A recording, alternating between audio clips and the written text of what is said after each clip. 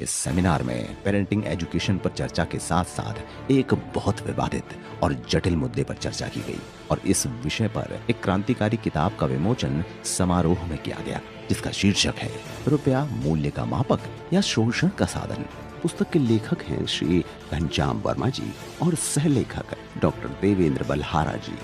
रुपया मूल्य का मापक या शोषण का साधन आज जो लॉन्च की गई है, इसमें मुख्य रूप से रुपये के माध्यम से जो पूरे देश का शोषण किया जाता है उसमें इसको दर्शाया गया है। रुपया क्या है ये जनता को पता ही नहीं है।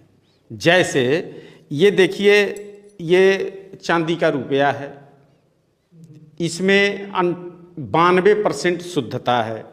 ये चांदी का ही रुपया है, इसमें 50% की शुद्धता है। ये 1940 से 1945 का है। और ये वर्तमान का रुपया है। इस रुपये को अगर हम अभी बाजार में जाएंगे तो लगभग 50 किलो गेहूं मिल जाएगा। इस रुपया को लेके जाएंगे तो 25 किलो मिलेगा और इसको लेके जाएंगे तो 1 कप चाय भी नहीं मिलेगा। इस पे भी 1 रुपीस लिखा है, इस पर भी 1 रुपीस लिखा है और इस पर भी 1 रुपीस लिखा है। अब इसमें कौन असल रुपया है, कौन वैध रुपया है, कौन अवैध रुपया है, इसलिए हम रुपये की डिफिनीशन जानना चाहते हैं। और इसके बारे में हमने तमाम सरकार वगैरह से पूछा, लेकिन कोई भी संतोषजनक उत्तर नहीं दिया। उसका रिसर्च मैंने किया और रिसर्च के दौरान जो चीज़ें आई उसी को इस बुक के रूप में दे दिया गया है। हम अगर और उस रिसर्च के दौरान ये मालूम हुआ कि रुपये का कूटकरण करते करते उसके जितने चांदी या सोना थे वो सब खत्म कर दिए गए। उसमें क्रय शक्ति है ही नहीं। तो जब क्रय शक्ति नहीं है तो फिर रुपया कैसे? बिना क्रय शक्ति, बिना मानक का कोई मापक बन ही नहीं सकता। जैसे 1000 ग्राम को 1 किलोग्राम कहा जाता है, 12 इंच को 1 फीट कहा जाता है। और इस 12 इंच में या 1000 ग्राम को ना घटाया जा सकता है ना बढ़ाया जा सकता है।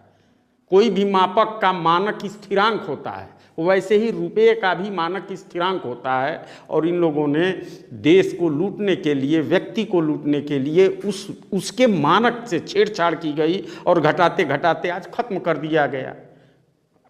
और ये कहा जा रहा है महंगाई आ गई, जबकि रुपया, अगर इस रुपया से तो कोई महंगाई नहीं है, बहुत सस्ताई है। 1 रुपया में 50 किलो गेहूं कम मिला था, लगभग 50 किलो आज गेहूं मिलेगा और इस रुपया से 1 कप चाय भी नहीं मिलेगा। तो पहले तो ये सही बात सामने आवे कि रुपये की कानून में क्या व्याख्या की गई है। बस यही लड़ाई